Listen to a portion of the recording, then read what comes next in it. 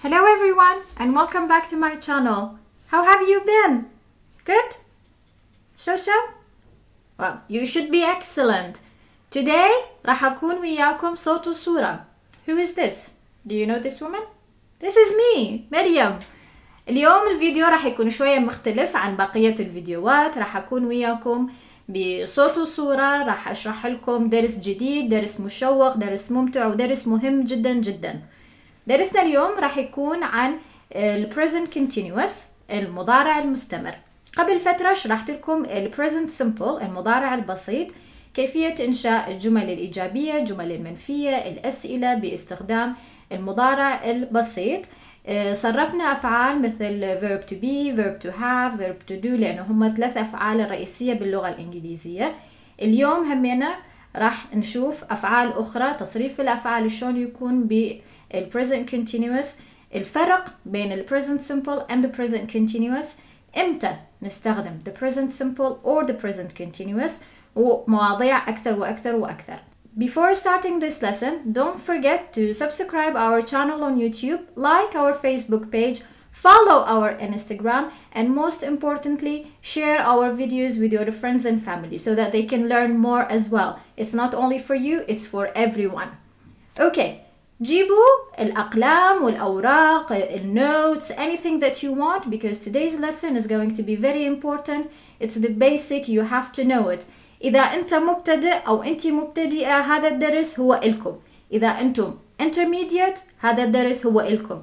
إذا أنتم advanced you can also watch this lesson to learn more. هذا الدرس راح يكون بمعلومات مهمة جدا. لازم الأساس يكون صحيح حتى التقدم يكون أفضل. إذا أساسي غلط تقدمي راح يكون غلط. Let's go. يلا خلينا نبدي درسنا لليوم. الشرح مثل ما قلت لكم بالمقدمة هو عن ال present continuous، المضارع المستمر. طبعا the present continuous is different from the present simple. المضارع المستمر يختلف عن المضارع البسيط. إذا فوتوا حلقة المضارع البسيط راح نخلي لكم اللينك، روحوا شوفوا المضارع البسيط، لأنه بدون المضارع البسيط ما تقدرون تتعلمون المضارع المستمر، يعني يكون صعب عليكم الفهم.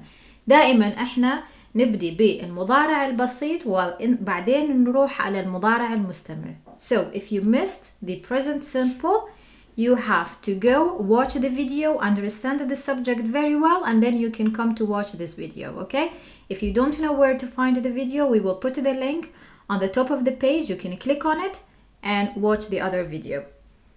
مثل ما قلت لكم ال present continuous، المضارع المستمر، من الاسم مالته continuous يعني الأكشن أو الحدث مستمر ب moment of speech، يعني بالحدث حاليا في الوقت الحاضر.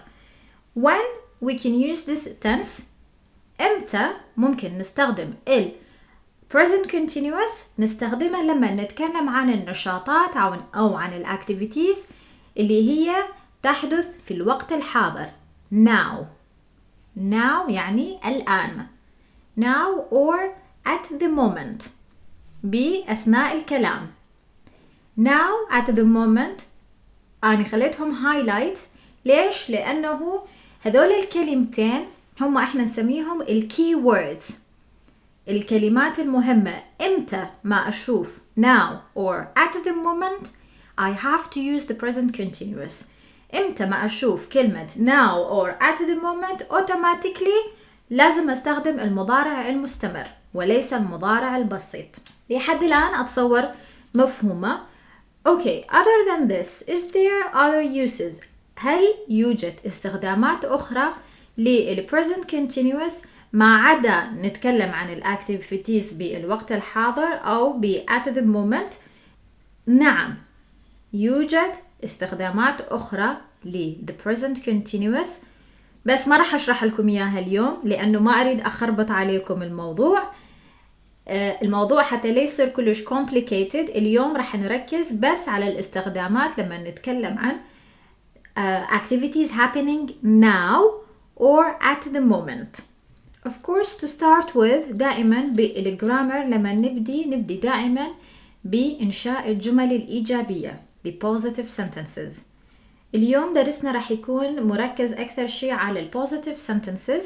درسنا القادم راح يكون عن النيجاتيف sentences والquestions، بس اليوم لأنه التعريف بالموضوع ياخذ وقت والpositive sentences همنا لازم ننطيها حقها من الشرح، ما أحب يكون فيديونا كلش طويل. اليوم راح ندرس فقط الpositive sentences حتى أنتوا همنا يكون عندكم وقت كافي لدرس الموضوع وفهم الموضوع قبل introducing the negative sentences and the questions. So, the positive sentences كالمعتاد بكل جملة باللغة الإنجليزية لازم يكون عندي subject.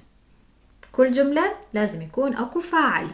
طبعا الضمائر شرحناها في درس آخر، إذا ما شفتوا الفيديو عن الضمائر راح نخلي لكم اللينك بأعلى الصفحة، تقدرون تضغطون على اللينك وتروحون تتفرجون فيديو الضمائر. ما راح أشرح لكم إياه مرة ثانية حاليا، بس كقاعدة هاي هي قاعدة البوزيتيف sentences للشنو؟ للpresent continuous. اوكي انتبهوا كلش زين، هاي القاعدة هي للpresent continuous. الضمير السبجكت الفاعل of the sentence. هنا الاختلاف راح يكون نستخدم verb to be. نستخدم verb to be كفعل مساعد وليس كفعل رئيسي للجملة. بالcontinuous لازم استخدم verb to be. شلون يكون تصريف الفعل؟ تصريف الفعل يكون على 3 أشكال: am, is, are. am, is, are. بهذا الشكل أصرف verb to be بالpresent continuous.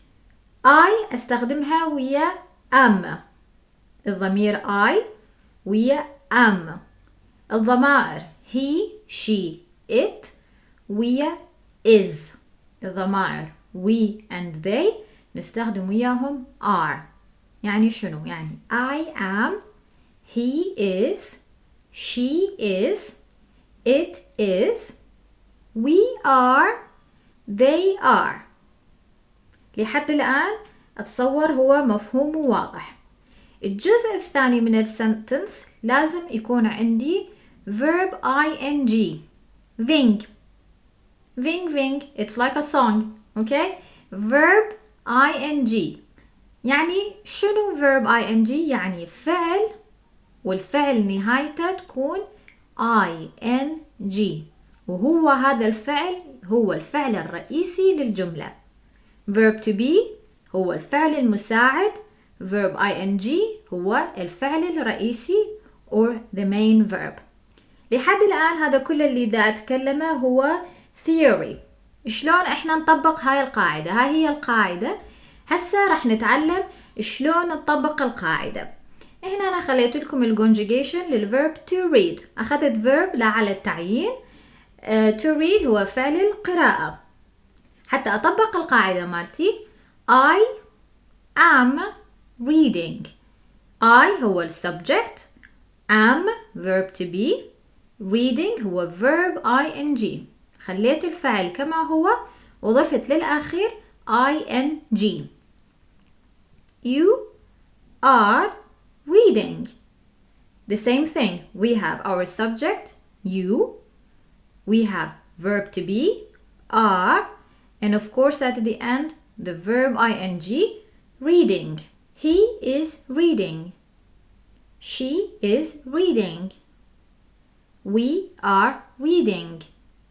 انتبهوا لفظة الإنج مو إنج، إنج. We are reading. They are reading. Okay, and of course it is reading. أتصور من هذا المثال هو واضح جدا. The present continuous هو مجرد تطبيق القاعدة مثل بقية القواعد.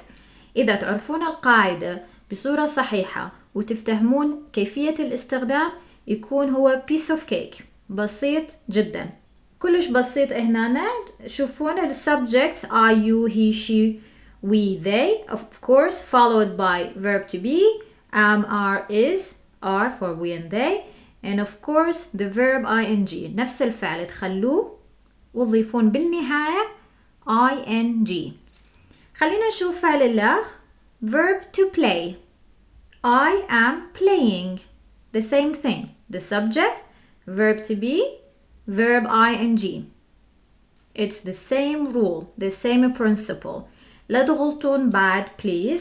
بالpositive sentences, it's very simple. You just need to have your subject, verb to be, and then the verb ing. I am playing. You are playing. He is playing. She is playing. We are playing. They are playing.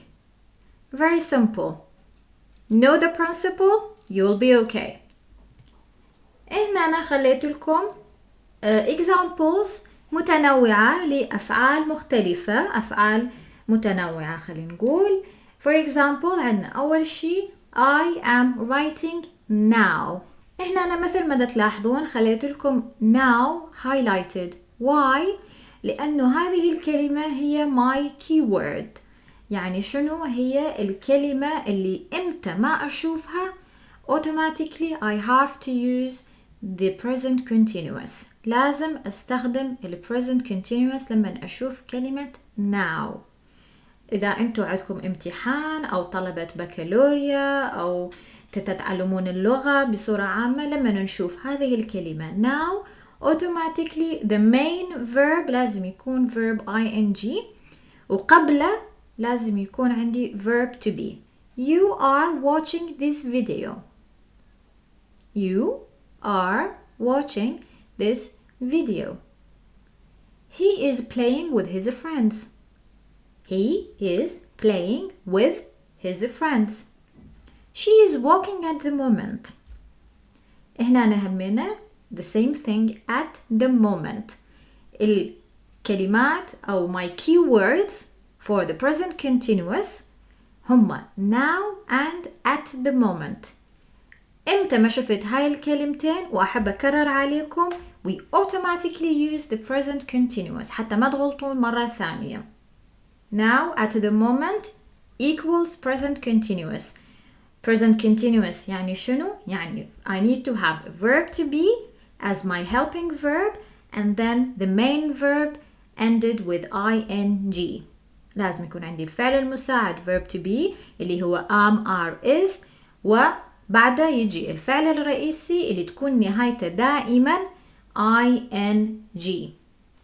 They are going to school now and we are drinking tea. هنا الكلمات أو examples أو sentences تعني إنه هذا الحدث يحدث الآن، مو حدث روتيني. ليس حدث روتيني، ليس بعادات أو التقاليد، وإنما هو حدث يحدث الآن في الوقت الحاضر في وقت التكلم. هو هذا احنا نسميه the present continuous، واستخداماته مثل ما شرحت لكم قبل شوية لما نتكلم عن ال activities now or at the moment of speech. حتى ما أخلي درسنا كلش طويل عليكم، مثل ما قلت لكم today is only for the positive sentences. Tomorrow we will upload the negative and questions. أتمنى درسنا عجبكم لليوم، ما كان كلش طويل، ما كان كلش معقد. إذا حبيتوا درسنا don't forget to subscribe our channel on YouTube, follow our Instagram, like our Facebook page, share our videos with your friends and family, and of course فعلوا جرس النوتيفيكيشنز حتى يوصل لكم الفيديوهات أول بأول. إذا حبيتوا مقدمات هذا الفيديو كتبونا بالكومنتات. إذا حبيتوا فيديوهات أكثر تكون بهذه الطريقة أطلع أني أشرح لكم الصوت والصورة، همينا كتبونا بالكومنتات.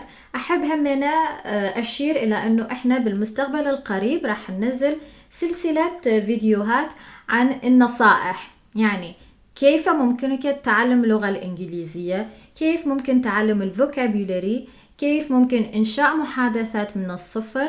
يعني فيديوهات راح تكون أغلبها عن النصائح حتى تستفادون أكثر، لأنه هو مو بس نتعلم القواعد ونطبق القاعدة، لا، وإنما أكو نصائح معينة حتى تتعلمون بصورة أفضل وتتطورون بصورة جيدة أيضا.